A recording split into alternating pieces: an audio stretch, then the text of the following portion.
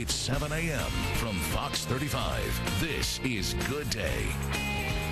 Thank you, ma'am. It's 7:36, and this week, Good Day is dedicated to helping you reach your good financial state. Every day, we'll be talking with financial experts on a variety of topics to help you reach your financial goals. And today, we're talking about debt. Now, according to new numbers from Equifax, U.S. consumers paid down more of their debt in 2011 than in previous years. The big question, which debt should you be paying down? Should you first pay off the credit cards, the auto loans, the mortgages, the student loans? A lot of people carry a lot of debt, so how do you prioritize? Joining us live here on Good Day is Vijay Marolia from Private Wealth Management. Vijay, let's start off with that. You see a lot of these financial counselors on TV and on the radio these days. Yeah. What are your thoughts on debt? Where do you start? Well, I think that you should first look at your debt in two different categories, secured debt and unsecured. So when you're talking about your mortgages, your auto loans, that's secured. It's secured by an asset that you have. So that's going to take priority because you don't want people to come after and, take your home or your car. Okay, credit card debt often is some of the most dangerous type of debt because of the interest rate. Exactly. Some of the financial counselors say get rid of that one first. Others say look for smaller amounts and start there. What are your thoughts here?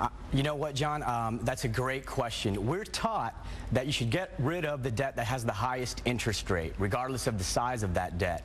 And in theory, that works. I'll tell you, in practice, it does not. Because when you try to go after the big monster first, you're gonna lose encouragement.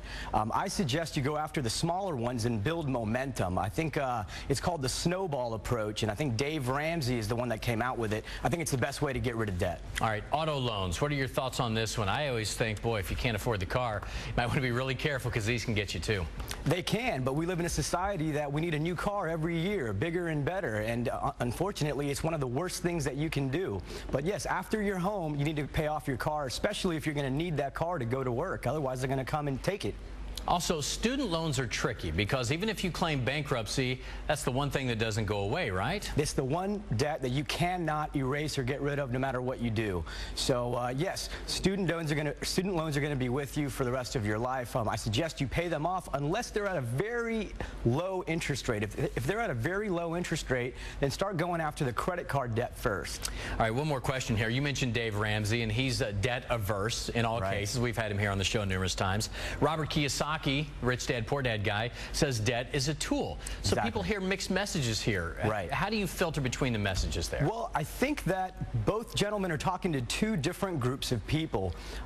Dave is really trying to get people out of debt when the debt is taking over their lives. It's affecting their relationships. I think Robert Kiyosaki is talking to younger people, people that are trying to make more of a career decision and maybe aren't struggling too much with debt. A lot of it has to do with personal responsibility, John. All right, Vijay Marolia, Private Wealth Management. Thank you, sir. Do appreciate it. All right, Amy, over to you.